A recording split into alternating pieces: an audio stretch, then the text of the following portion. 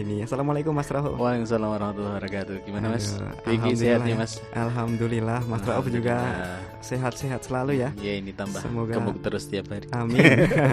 Semoga makin makmur deh Mas Rauf. Amin ya. Dan alhamdulillah hari ini kita ketemu lagi Mas Rauf. Tentunya masih juga mau ngobrolin tentang bagaimana menjadikan Al-Qur'an ini sebagai kiat-kiat kita untuk hidup lebih bahagia. Iya ya. Nah, kalau dari obrolan yang kemarin Mas Rauf, saya jadi makin semangat nih belajar Al-Qur'an. Ya haruslah. Ya. Ya. Dan tapi gini nih Mas Rauf, Ya. kata orang dulu kalau belajar Al-Qur'an itu kita ini harus hati-hati banget gitu ya. Karena ya kalau dulu saya belajar Al-Qur'an, salah satu huruf saja itu bakal Iya. salah makna gitu. Iya. Jadi kadang-kadang saya berpikir, waduh, salah makna nanti jadinya dosa malahan. Nah, Terus jadi nggak malah ngaji gitu. takut gitu. Ya. Alhamdulillah kita bisa bertemu lagi pada malam hari ini. Menarik emang yang tentang Al-Quran ini. Dan Al-Quran memang selalu menarik. Ada beberapa teman-teman itu yang ketika kita membaca Al-Quran selalu menemukan hal-hal yang baru. Dan insya Allah kita akan membahas hal yang baru yang insya Allah membahagiakan bagi diri kita. Yang hot news gitu ya, Mas Yang ya. hot, yang panas-panas. Ya. Oh ya, terkait tentang Al-Quran tadi, memang banyak ya, dan masih banyak di masyarakat sekitar kita akan ketakutan gitu ya, ketakutan. Seakan-akan ya itu Al-Quran itu hanya sebagai pajangan yang dibaca saja gitu ya, dibaca saja, bahkan ketika membaca itu sangat hati-hati sekali. Dan memang Al-Quran ini diturunkan dengan tajwid ya, dengan apa yang dibacakan oleh Rasulullah. Makanya dulu para sahabat mempelajari Al-Quran ini dengan talaki Mas, dengan talaki itu, Apa itu talaki? talaki itu mendengarkan langsung dari Rasulullah gitu ya. Jadi mendengarkan langsung dari Rasulullah, kemudian setelah dia paham, kemudian membacakannya, dicekkan kepada Rasulullah. Bacaannya seperti itu. Iya.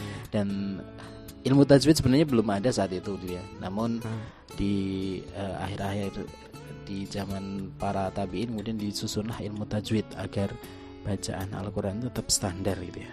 Namun kalau kita takut gitu ya, maka kita tidak akan mendapatkan manfaat dari Al-Quran yang luar biasa ini. Kalau kita merujuk pada surat Al-Quran di surat Al-Furqan ayat ke-30, A'udzubillahi minasyaitonirrajim, Bismillahirrahmanirrahim. Wa qala Rasulullah, ya Rabbi inna qaumi ittakhadhu hadzal Qur'ana mahjura. Ini Al-Quran ini, ayat ini turun di masa Rasulullah saat itu masih hidup. Dan ini adalah aduannya Rasulullah kepada Allah Subhanahu wa taala, di mana dia ngangluh gitu ya, kepada Allah Subhanahu wa taala. Dan keluhannya ini diabadikan oleh Allah dalam Al-Qur'an. Jadi di masa itu Rasulullah mengatakan hadzal Qur'an mahjura, Al-Qur'an ini sudah ditinggalkan. Di surat ini ayat ke-30, waqala Rasulullah, dan Rasulullah berkata, ya Rabbi, Tuhanku, inna qaumi takhadu hadzal Qur'ana mahjura. Sungguhnya kaumku telah menjadikan Al-Qur'an ini ditinggalkan. Padahal saat itu kita mendengar masih ada sahabat dan masih ada sahabat-sahabat yang begitu dekat dan intens berbelajar Al-Quran. Namun Rasulullah mengeluh kepada Allah tentang hal ini karena masih ada orang-orang Quraisy yang meninggalkan Al-Quran. Imam Ibnu Katsir rahimahullah ketika menafsirkan ayat ini menafsirkan kata mahjur itu dengan 6 hal Mas. 6 hal. Yang pertama adalah kata Imam Ibnu Katsir, mahjur ini adalah orang-orang musyrikin yang enggan mendengarkan bacaan Al-Quran. Yang pertama adalah tidak mau, enggan mendengarkan bacaan Al-Quran. Ini dikatakan mahjur, meninggalkan Al-Quran. Kemudian yang kedua kata Imam Ibnu Katsir, tidak mengamalkan isinya dan tidak berusaha untuk menghafalkannya. Ini kata mahjur gitu ya. Mahjur ditafsirkan oleh Imam Ibnu Katsir. Yang pertama tidak mau mendengarkan Al-Quran. Kemudian yang kedua tidak mau mengamalkan isinya dan tidak berusaha menghafalkannya. Kemudian Yang ketiga, ini ada 6 nih Mas. Sebentar dulu ya. Oke. Ada yang keenam ini tidak beriman dan tidak membenarkannya. Ini kata Imam Ibnu Katsir, mahjur yang ketiga adalah tidak beriman, tadi tidak mendengarkan, tidak mengamalkan isinya dan tidak berusaha menghafalkannya. Kemudian yang ketiga adalah tidak beriman dan tidak membenarkannya. Kemudian enggan mentadaburinya dan tidak mau berusaha memahami maknanya. Yang kelima, tidak mengamalkannya, tidak melaksanakan perintah-perintahnya. Kemudian yang terakhir adalah berpaling darinya menuju sesuatu yang selain Al-Quran ini. Ini kata Imam Ibnu Katsir, ini adalah kata mahjur yang dimaksud Rasulullah dalam ayat tadi. Yaitu Rasulullah merasa bahwa Al-Quran ini telah ditinggalkan gitu ya. Tidak mau mendengarkan. Kalau kita lihat di lingkungan saat ini, maka ayat ini sudah menjadi wujud di sekitar kita gitu ya, di mana Al-Quran itu kadang ya mungkin ya, nuzulnya itu ya. Nuzulnya ada joke gitu ya, ada guyonan kalau Quran itu nuzulnya pada bulan Ramadan karena Al-Qurannya diambil dari bifet untuk dibaca pada bulan Ramadan. Ada seperti itu, kasus-kasus seperti itu. Padahal Al-Quran itu adalah hudal linnas, hudal lil muttaqin, petunjuk Islam, umat manusia, orang-orang yang bertakwa. Ya, oke Mas Rauf. Nah dari penjabaran tadi kan banyak sekali golongan-golongan orang-orang bagaimana mereka itu meninggalkan Al-Quran dan banyak cara. Apakah itu sudah disebut dengan seperti murtad gitu atau meninggalkan? Tidak meninggalkan Al-Quran itu mahjur. Kata Rasulullah tadi dalam yang dicatat dalam Al-Quran, meninggalkan Al-Quran itu tidak menjadikan tidak sampai murtad gitu ya, tidak sampai murtad. Karena ada sahabat saat itu ya, ada sahabat walaupun ada orang Quraisy, tapi Rasulullah mengeluh itu walaupun ada orang-orang kafir yang memang tidak mau mendengarkan Al-Quran, tapi juga ada orang-orang sahabat. Di saat itulah gitu ya, Rasulullah mengeluh kepada Allah, hadal Quran mahjur, Al-Quran ini ditinggalkan ya Allah gitu. Gitulah mutu rasanya Rasulullah saat itu gitu. Memang Rasul saja waktu Al-Quran dekat sekali dengannya masih sudah merasa mahjur awal saat ini gitu ya. Dimana Al-Quran kadang ya mungkin ada yang memang sudah selalu intens berhubungan dengan Al-Quran, namun ada juga di kalangan masyarakat kita yang membaca Al-Quran itu ketika bulan Ramadan. Jadi nuzulnya turunnya dari bifet itu dari lemarinya itu hanya bulan Ramadan. Padahal kira-kira hari kira-kira kalau Rasulullah menemui hal itu gitu ya, seperti tadi orang takut membaca Al-Quran, orang takut salah membaca Al-Quran gitu ya. Memang perlu kita untuk belajar gitu ya. Namun jangan sampai ketakutan-ketakutan itu menghalangi kita untuk mempelajari Al-Quran. Karena kalau kita tidak mau belajar, justru kita akan mendapatkan dosa tidak mau belajarnya itu, Mas. Iya. Jadi meskipun ada mungkin sedikit kesalahan atau maknanya agak berubah, tapi selama dalam proses belajar kita tidak perlu takut. Iya, kita kemarin sudah membahas satu hadis di mana ada orang yang terbata-bata gitu yang membaca Al-Quran, dan itu orang yang terbata-bata membaca Al-Quran ketika dalam proses belajar itu saja diberi pahala 2 gitu ya, maksudnya belajar dan membaca Al-Qur'annya gitu ya. Jadi memang seharusnya kita ya tidak perlu takut lagi ya untuk mempelajari Al-Qur'an. Dan menarik sekali teman setia angkasa, karena pembahasan kita kali ini akan semakin lebih dalam dari masih di BBQ belajar bahagia bersama Al-Quran. Salah ya. Kalau biasanya belajar itu indah dan gampang, tapi kali ini bersama Mas Rauf kita ada di BBQ bahagia bersama Al-Quran. Dan kalau tadi memang sudah dijelaskan ya Mas Rauf ya, bagaimana agar kita nggak termasuk orang-orang yang tadi mahjur. Meninggalkan dari Al-Quran ini, itu perlu dijelaskan Mas Rauf ya. Gimana itu Mas Rauf? Iya, tentunya kita harus mengamalkan tadi, meninggalkan dari hal-hal yang mahjur tadi, termasuk mendengarkan, mempelajari dan sebagainya gitu ya. Dan memang ada ketika belajar gitu, agar tidak keliru dalam mempelajari Al-Quran, memang ada 2 hal yang memang harus kita lakukan gitu ya. Ada dua ya, apa Ada aja dua itu hal, Mas Raul? ya. Yang pertama adalah niat yang benar, dan yang niat. kedua adalah cara yang benar gitu ya. Niat dan caranya. Niat dan Oke. caranya yang benar. Ya, semua sama seperti ibadah-ibadah yang lain sebenarnya. Namun memang Al-Qur'an ini kadang ada juga orang-orang yang belajar bahkan sampai hafal Al-Qur'an, Mm-mm. tapi karena niatnya tidak benar, dia tidak mendapatkan manfaat dari Al-Qur'an. Kita ambil contoh seperti orientalis zaman dahulu yang kita kenal, sangat terkenal itu ya, Sluk Horganye itu ya. Yang salah satunya adalah merekomendasikan kesuksesan Belanda dalam menjajah Aceh itu salah satunya adalah karena peran Sluk Horganye itu ya. Sluk Horganye ini hafal Quran, Mas, hafal Quran, hafal bahkan Quran.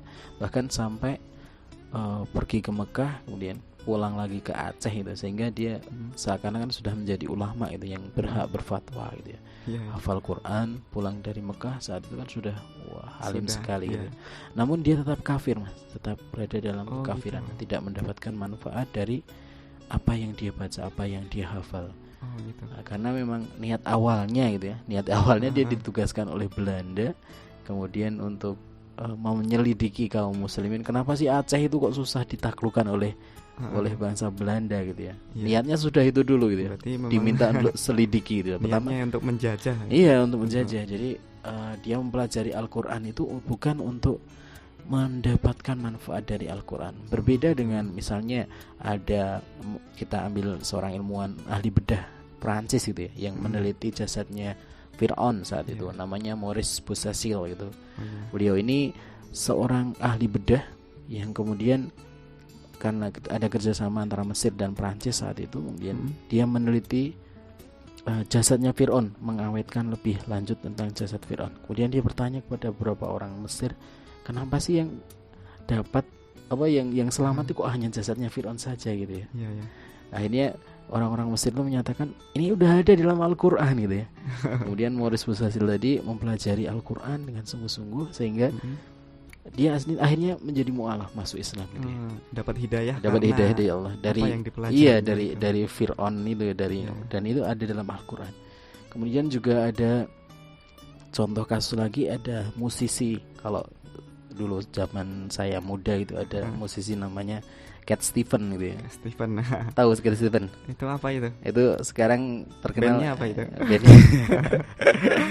Ada sekarang beliau merubah nama menjadi Yusuf Islam. Mungkin tahu kalau Yusuf Islam. Kalau Yusuf Islam tahu. Ya, Yusuf Islam tahu. Beliau ini adalah seorang yang tadinya rocker gitu ya, mencari jati diri dan sebagainya. Kemudian suatu saat dia karena ingin benar-benar dia ingin mencari kebenaran gitu ya. Niatnya yang hanif, yang lurus gitu ya. Kemudian kebetulan diberi Al-Qur'an oleh salah seorang saudaranya gitu. Dia sudah mempelajari banyak kitab suci, agama-agama, kemudian sama seorang saudaranya dia diberikan Al-Qur'an itu. Kemudian dipelajarilah Al-Qur'an itu gitu ya. Baru setelah dia menyelesaikan mempelajari Al-Qur'an, dia mendatangi komunitas kaum muslimin saat itu yang di Inggris masih sangat langka. Kemudian dia masuk Islam. Inilah menyatakan diri masuk Islam. Inilah niat yang benar ini, sehingga akan memberikan manfaat kepada seseorang, kepada manusia itu. Kita melihat ada di hadis Rasulullah yang diriwayatkan oleh Imam Bukhari dan Muslim, innamal a'malu binniyat wa innamal likulli imri'in ma nawa, man kanat hijratuhu lidunya yusihu ilallahi wa rasulih fa hijratuhu ilallahi wa rasulih, wa man kanat hijratuhu lidunya yusibuha aw imra'ati yankihuha fa hijratuhu illa ma hajara ilaihi. Rasulullah ketika kala ini sedang hijrah itu ya. Rasulullah membahas tentang hijrah. Beliau bersabda, innamal a'malu binniyat, sesungguhnya segala perbuatan manusia itu tergantung kepada niatnya, sehingga dia akan mendapatkan apa yang dia niatkan. Siapa yang berhijrah karena Allah dan Rasulnya, maka dia akan mendapatkan Allah dan Rasulnya. Namun jika dia berhijrah karena ingin mendapatkan harta atau wanita yang ingin dia nikahi, maka dia mendapatkan apa yang dia niatkan gitu ya. Seperti Sluk Horganye, dia mendapatkan, memang bisa memecah belah Aceh saat itu dan bisa menaklukkan Aceh gitu ya. Namun tidak mendapatkan kenikmatan yang sungguhnya dari Al-Qur'an. Berbeda dengan Maurice Bucaille yang tadinya ingin mempelajari mumi, kemudian karena niatnya yang hanif, yang benar, akhirnya diberi hidayah oleh Allah. Dan Cat Stevens yang Ya. kita lihat itu ya, dari Bisa, dulu gondrong rambutnya, sekarang gondrong Sekarang jenggotnya gitu. lagunya malah Iya, sudah sampai semuanya. mendunia ya, Iya, Mas, ya. mendunia sekali. Dan sangat menginspirasi sekali lagunya. Iya. Oke, Itulah kalau tentang niat yang benar. niat yang benar tadi ya, Iya. kayaknya juga menarik nih. Kadang-kadang kita niat sesuatu itu, ya kadang-kadang usaha itu juga bicara niat sendiri itu masih perlu gimana memahaminya itu ya. Karena niat ini memang bukan barang yang barang yang kelihatan ya. Iya. Untuk meniatkan diri Yang yang benar. benar itu seperti apa sih? Iya, oke. Ada pembahasan gini.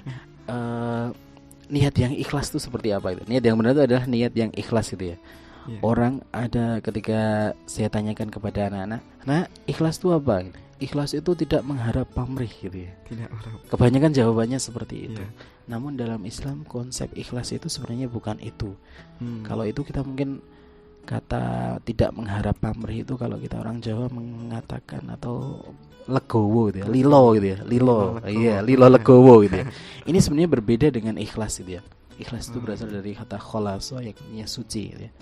Segala sesuatu yang diniatkan suci hanya mengharap ridho Allah itu adalah niatan yang ikhlas.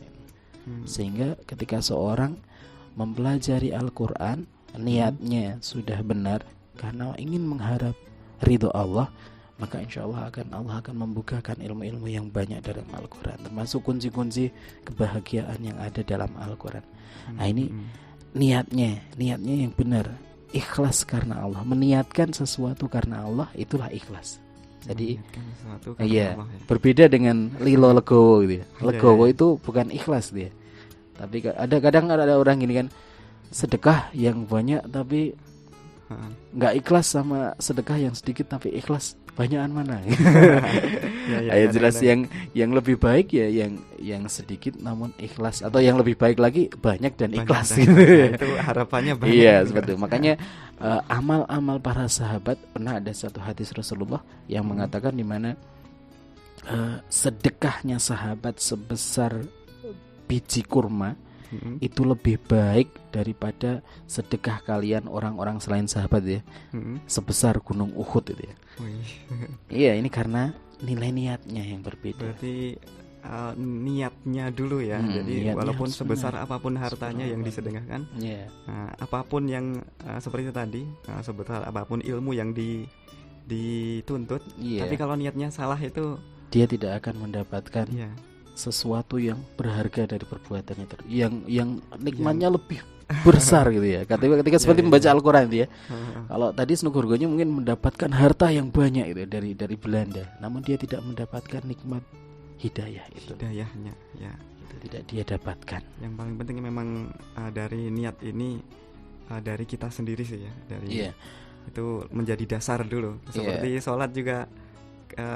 Hal rukun pertama itu adalah niat. Seperti puasa juga harus niat dulu, dan karena Allah ini memang mendasar sekali ya. Iya, termasuk ketika kita ingin mempelajari Al-Quran lebih lanjut, maka harus membersihkan niat kita. Harus kita luruskan niat dulu. Toharohnya itu atau bersucinya itu bukan hanya bersuci badan saja gitu ya, bukan hanya wudhu saja atau mandi besar saja, namun toharohnya juga mentoharohkan hati kita, mensucikan hati kita dari niat-niat selain Allah. Maka insya Allah ketika syarat yang pertama dan nanti yang kedua terpenuhi, maka insya Allah itu akan memberikan manfaat yang luar biasa kepada manusia. Amin. Oke.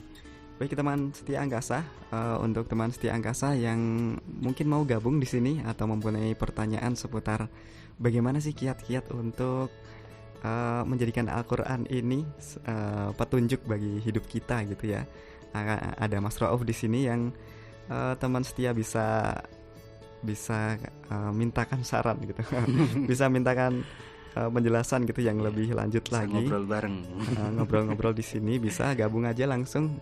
Kita punya line telepon, langsung aja ke 02934960437 atau bisa juga kirim SMS maupun WhatsApp ya di nomor 0857 111 45945, atau bisa juga yang mempunyai Facebook ya, kirim aja atau komen di Facebook kita di Angkasa 7. Buat teman setia angkasa yang jauh gitu di luar Temanggung mungkin, yang mau dengerin lewat streaming Angkasa 7 bisa ya, di alamatnya di www.angkasa7.com. Oke, kita masih akan banyak membahas tentang bagaimana menjadikan Al-Quran ini sebagai sumber kebahagiaan untuk hidup kita. Tapi 88,1 Angkasa 7 teman setiamu. Masih di BBQ ya teman-teman, masih juga ditemani Dwiki sama Mas Rauf di sini, dan kita masih juga asyik nih membahas masalah bagaimana sih kita menjadikan Al-Quran ini sebagai benar-benar pegangan hidup dalam hidup kita. Benar-benar menjadikan Al-Quran ini sebagai pegangan hidup kita. Way of life. Way of life kita. Jadi hidup ini memang sungguh indah ya kalau kita menjadikan Al-Quran ini untuk tuntunan gitu kan. Jadi memang sumber yang paling utama gitu dalam diri kita. Dan memang sumber ini adalah dari Tuhan, dari Allah gitu, Tuhannya semesta alam, pembuatnya manusia. Justru malah langsung gitu kan. Jadi seperti buku manualnya itu dari pabriknya langsung gitu, bukan dari toko-tokonya gitu. Nah kalau tadi Mas Rauf kita sudah banyak membahas ya tentang niat gitu kan. Sebenarnya niat yang benar itu harus didasari niat tulus karena Allah, bukan karena sesuatu hal lain gitu kan. Apalagi belajar Al-Quran dengan niat merusak gitu, kita malah tidak akan mendapatkan manfaat dari Al-Quran itu sendiri. Dan yang saya mau tayangkan di sini Mas Rauf, bagaimana sih cara yang benar gitu, bagaimana tentang niat ini, bagaimana cara yang benar untuk niat benar-benar karena Allah gitu. Ya kalau niat yang benar ya tinggal kita niatkan ya. Karena memang hati seorang itu namanya kulub gitu. Kulub itu adalah yang terombang-ambing ya. Iya, muqallibal kulub itu yang membolak-balikkan hati gitu. Jadi kulub sendiri itu dari kata yang membolak-balikan hati. Seperti ada seorang sahabat menggambarkan hati manusia itu seperti daun yang jatuh di sungai yang deras itu. Jadi selalu terombang-ambing sana kemari gitu ya. Dan itu memang meluruskan niat itu memang harus kita, bukan hanya di awal ketika kita mulai belajar, tapi memang juga di tengah perjalanan kita juga perlu untuk selalu meluruskan niat. Ketika niat kita sudah mulai melenceng ke sana. Kadang mungkin awalnya lillahi ta'ala bismillahirrahmanirrahim karena Allah. Tapi ketika ada godaan sedikit gitu ya. Jadi berubah, sudah mulai ada yang bayar, terus berubah ngajar Al-Quran, nanti ngajar TPQ gitu, ada gajinya, mulai berubah.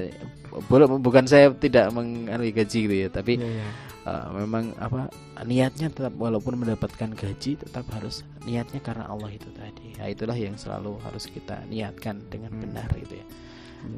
Di samping niat yang benar tadi gitu ya, selain kita selalu meluruskan niat, meniatkan gitu. Jadi kan hati kita itu kan kita yang niatkan gitu. Jadi saya di sini juga nggak tahu Mas Dwiki niatnya di sini ngapain gitu. Saya pun Mas Dwiki juga nggak tahu gitu kan. Saya niatnya seperti apa itu. Hanya Allah yang tahu, dan diri kita yang tahu niatan hati kita. Setan pun mungkin nggak tahu gitu ya dengan niatan hati kita. Hanya Allah yang tahu. Yang kedua, di samping tadi niatan itu ya, kita harus selalu meluruskan niat kita. Ada cara, bagaimana sih caranya? Sama seperti sahabat ibadah-ibadah yang lain itu ya. Selain niatan yang benar, caranya juga harus benar. Caranya yang paling benar adalah apa yang diperintahkan oleh Allah dalam Al-Quran itu ya. Kalau kita membuka di Al-Quran surah Shad ayat 29, A'udzubillahi minasyaitonirrajim. Bismillahirrahmanirrahim. Kitabun anzalnahu ilaikal mubarakun liyadabbaru ayatihi waliyatadzakkaru ulul albab. Kitab Al-Quran ini kami turunkan kepadamu penuh berkah agar mereka menghayati ayat-ayatnya. Tadabbur itu menghayati ayat-ayatnya, dan agar orang-orang yang berakal sehat mendapatkan pelajaran. Jadi ini menjadi asasiat diturunkannya Al-Quran dengan cara mentadaburinya. Sama seperti kemarin kita mencatat beberapa orang sahabat yang belajar Al-Quran dengan pertama mendatangi Rasulullah talaki untuk membenarkan bacaannya. Kemudian setelah talaki bacaannya sudah benar, dia cari tahu dia, memahaminya, mencari tahu apa sih maksud Al-Quran ini, apa maksud diturunkannya Al-Quran ini, kenapa dia, asbabun nuzulnya, kenapa diturunkan ayat ini, dicari tahu kepada Rasulullah. Setelah itu dia bawa pulang dia untuk mentadaburi, tadabur, mempelajarinya dia, tadabur, mempelajarinya sehingga dia mendapatkan manfaat dari Al-Quran tadi. Kalau ulama mendefinisikan kata tadabur ini gitu ya, dengan tadabur ayat Al-Quran adalah mengikuti dan beramal dengan ilmu Al-Quran. Ketahui demi Allah, tadabur bukanlah hanya menghafal huruf-huruf Al-Quran, akan tetapi menyia-nyiakan batas-batasnya. Sehingga salah seorang dari mereka mengatakan, sungguh aku telah membaca Al-Quran seluruhnya dan aku tidak melewati satu huruf pun, padahal dia telah melewatkan seluruh Al-Quran. Tidak terlihat padanya Al-Quran baik dalam tabiat maupun amalannya. Ini adalah pendapat salah seorang syekh yang saat ini masih sugeng dia, Syekh Shalih Al-Fauzan, bahwa mentadaburi Al-Quran itu juga membenarkan ya. Saya tadi mempelajari, kemudian kalau kita melihat sahabat tadi gitu ya, melihat sahabat tadi, maka sahabat tadi setelah mendapatkan bacaannya dan pengetahuan tentang Al-Quran tadi, membawa pulangnya untuk dibaca, ditadaburi dalam qiyamul lailnya, dirasakan, dimasukkan ke dalam hatinya, kemudian menjadi amal baginya. Inilah cara yang benar. Lalu sering ini ya ada salah paham dalam memahami Al-Quran, termasuk terorisme gitu ya. Terorisme ini salah satunya terjadi karena kesalahan dalam memahami Al-Quran gitu ya. Gitu, ada yang dalam ayat yang ketika bertemu orang kafir maka bunuhlah. Peterjemahan secara harfiah ini seperti ini memang tidak, pemahaman yang tidak sesuai dengan apa yang seharusnya Al-Quran ini diturunkan. Nah, ini menjadi masalah dalam pemahamannya. Makanya dalam usul tafsir beberapa orang ulama, termasuk Ibnu Katsir ya, dalam pembukaannya menjelaskan gitu ya, Al-Quran itu pertama kali ditafsirkan ketika kita membaca Al-Quran, kemudian ada dan banyak memang yang dimudahkan oleh kita ya, ketika niatnya ikhlas tadi, insya Allah ketika kita membaca terjemahan Al-Quran pun ketika kita bisa mendapatkan manfaat darinya. Namun memang ada beberapa hal yang kemudian perlu kita pelajari lebih lanjut itu ya. Kita pelajari lebih lanjut. Ada kaidah-kaidah yang disusun oleh ulama ketika menafsirkan Al-Quran. Yang pertama adalah Al-Quran itu ditafsirkan dengan Al-Quran sendiri. Jadi kalau misalnya ada satu ayat yang tidak jelas, maka dicari penjelasan dari ayat-ayat yang lain. Kemudian setelah dicari dari itu kok tidak dapat penjelasannya, misalnya ada suatu ayat yang wah ini apa ya maksudnya gitu ya. Maka yang kedua adalah dari hadis-hadis Nabi gitu ya. Hadis-hadis Nabi dicari, bahkan ada di kitab-kitab hadis kita temukan ada kitab tafsir, masuk di kitab Imam Bukhari dan Imam Muslim ada bab khusus tentang tafsir Al-Quran gitu ya. Kemudian setelah mencari hadis-hadis tadi, setelah itu kita cari dari apa yang dilakukan oleh para sahabat. Nah, ini menjadi kaidah yang ketiga gitu ya.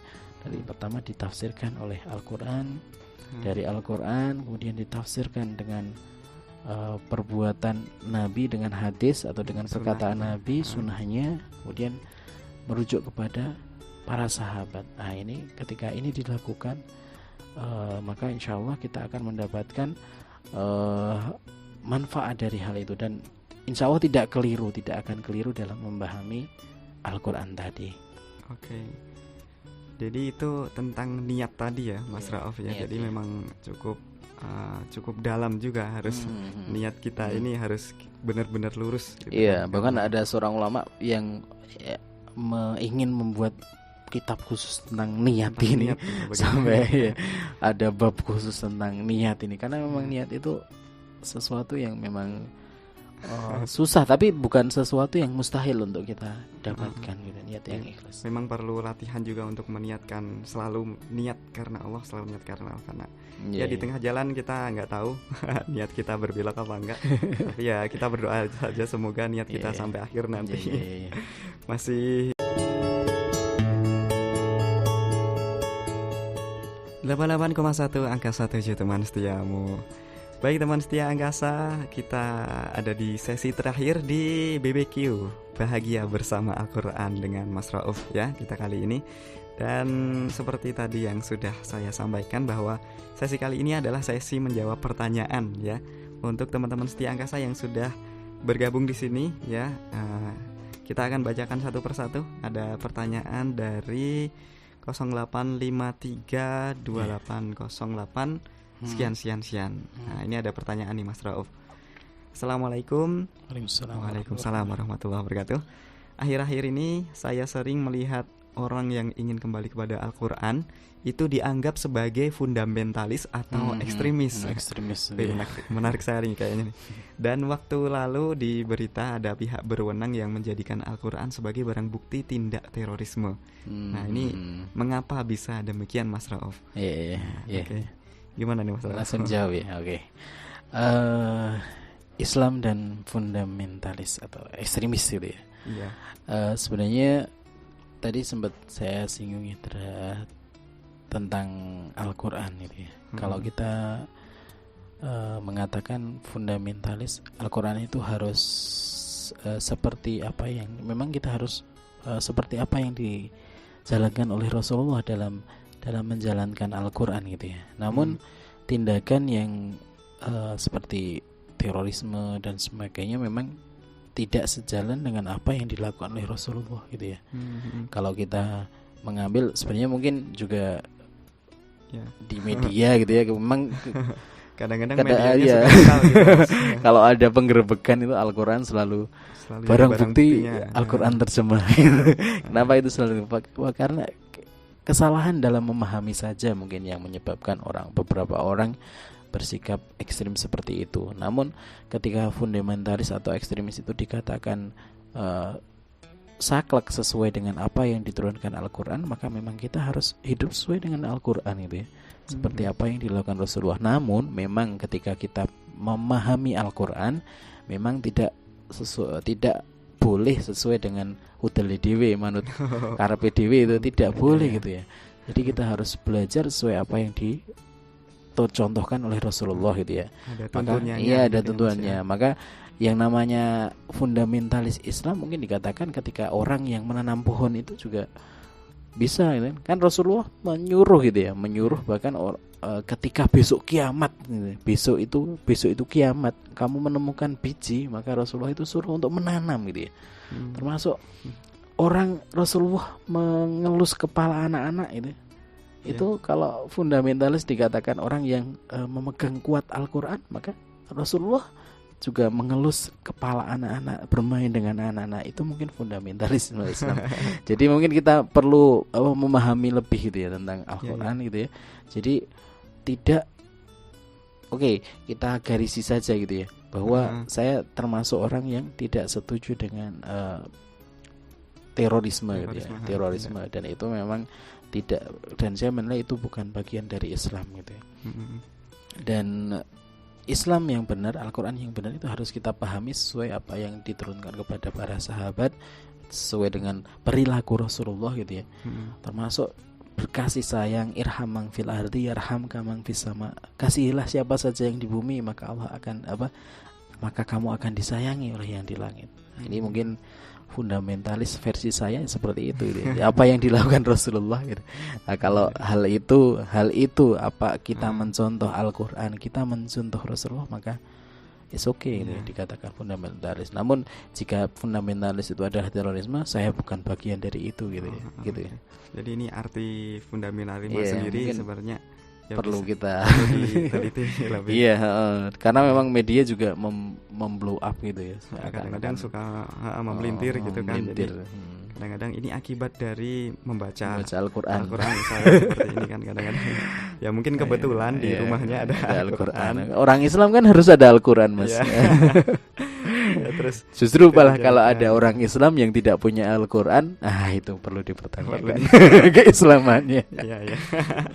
Nah, semoga bisa terjawab ya tadi. Kok tidak ada namanya tadi ya? Ya. Dan ada lagi nih Mas Rauf. Ya, boleh. Ada pertanyaan satu lagi dari Ica ya, yang ada di Temanggung saja. Oke, Ica. bagaimana kalau kita menghafal Al-Quran itu niatnya untuk lulus dalam sekolah? Ini mesti anak Ini sekolah anak nih. sekolah, Mbak Ica. Ya, oke. Mbak Ica, bagaimana kalau kita menghafal Al-Quran atau mengamalkan niatnya untuk lulus dalam Lulus sekolah? sekolah. Sebenarnya ada tips Rasulullah dalam hal ini, gitu ya. Ada satu hadis di mana di zaman Bani Israel gitu ya, ada orang yang, ini kisahnya sangat populer sekali gitu ya, orang yang terkurung dalam gua, 3 orang gitu ya. Kemudian mereka bertawasul dengan amal mereka gitu ya. Namun di akhir perlu kita garis bawahi bahwa amalan mereka gitu ya, ketika di akhir mereka bertawasul, maka mereka selalu mengatakan, jika amalan ini ikhlas karena Engkau ya Allah, maka tolonglah bukakanlah batu ini gitu ya. Jadi boleh kita misalnya bertawasul dengan amal kita. Kita mencontoh hadis tadi, kita misalnya membaca Al-Quran gitu ya, membaca Al-Quran. Tapi membaca Al-Qurannya itu tetap harus niatnya ikhlas karena Allah gitu ya. Niatnya harus ikhlas. Iya, niatnya tetap harus ikhlas karena Allah. Mempelajari Al-Qurannya tetap harus niatnya ikhlas karena Allah. Baru kemudian ketika kita berdoa, kita bertawasul dengan amal ini. Bertawasul dengan amal ini dibolehkan gitu ya. Dalilnya dari hadis tadi, hadis yang 3 orang yang berada dalam gua terjepit kemudian berdoa dengan amalnya. Tapi kita perlu beri catatan gitu ya, bahwa mereka selalu mengakhiri doanya itu, jika amal ini ikhlas karenamu ya Allah, maka tolong bukakanlah itu. Jadi amalnya harus benar dulu gitu ya, harus ikhlas dulu gitu, niatnya karena Allah dulu. Dan kalau Mbak Ica mungkin mau bertawasul dengan amal tadi, boleh gitu ya. Ya Allah, jika bacaan Al-Quranku tadi ikhlas karenamu, maka luluskanlah saya gitu ya. Itu mungkin kita yang bisa itibak dari hadis tadi gitu. Oke. Itu Mas. Jadi memang niatnya harus diluruskan Niatnya dulu harus ya tetap Mbak Ica ya. diluruskan Jadi lillahi ta'ala. nanti istilahnya kalau mau lulus atau enggak nanti bisa minta lagi sama Allah ya. Jadi semoga bisa menjawab pertanyaan tadi. Dan terima kasih banget ini sudah yang sudah gabung. Gak terasa ini udah. Dan kita memang sudah hampir jam 9 di sini, sampai jam 9 jadwalnya. Semoga apa yang sudah kita bahas tadi bisa bernilai manfaat ya. Amin, dalam amal-amal kita juga. Dan apa yang kita bahas tadi bisa menambah ilmu kita, ilmu khususnya tentang Al-Quran gitu. Dan lebih-lebih kita bisa mengamalkan untuk menjadikan hidup kita lebih bahagia lagi gitu ya Mas Rauf ya. Dan teman setia Angkasa, acara ini terselenggara atas kerjasama dari Radio Angkasa 7 dan juga JPRMI, yaitu Jaringan Pemuda Remaja Masjid Indonesia. Dan Mas Rauf ini adalah salah satu pengurus dari JPMRI Kabupaten Temanggung. Nah, insya Allah kita akan ketemu lagi di hari yang sama, di jam yang sama, dan masih dalam pembahasan tentang tema yang sama, yaitu bagaimana menjadikan Al-Quran ini sebagai motivasi hidup atau pegangan hidup dalam diri kita gitu ya. Dan sekali lagi Bu, Al-Quran ini adalah hal yang membahagiakan. Al-Quran memang hal yang membahagiakan bagi kita semua ya Mas Rauf. Oke, untuk kata-kata terakhir ada pesan gitu Mas Rauf? Mungkin insya Allah besok kita akan mempelajari lebih lanjut tentang Al-Quran. Insya Allah kita akan mulai serius mentadaburi Al-Quran. Kita akan mulai dari ta'awud kemudian basmalah gitu ya. Namun memang pesan hari ini adalah kita harus, ketika kita mau mendapatkan manfaat yang luar biasa dari Al-Quran, maka ada 2 hal yang harus kita luruskan. Yang pertama adalah niat kita, kemudian cara kita mempelajari Al-Quran. InsyaAllah jika kita mengamalkan keduanya, maka kebahagiaan, kunci-kunci kebahagiaan dalam Al-Quran Allah akan berikan kepada kita, insyaAllah. InsyaAllah. Oke, amin. Semoga kita semua bisa ya Mas Rauf untuk mengamalkan ini semua ya. Dan terima kasih banyak Mas Rauf sudah hadir di sini. Sama-sama Mas. Banyak sekali memberikan ilmu kepada kita semua. Amin insyaallah. Nah, dan buat teman setia Angkasa, untuk selanjutnya kita masih ada banyak acara ya, banyak lagu-lagu untuk pengantar teman-teman setia tidur pada malam hari ini. Jadi tetap stay tune di 88,1 angka 1 juta teman setiamu.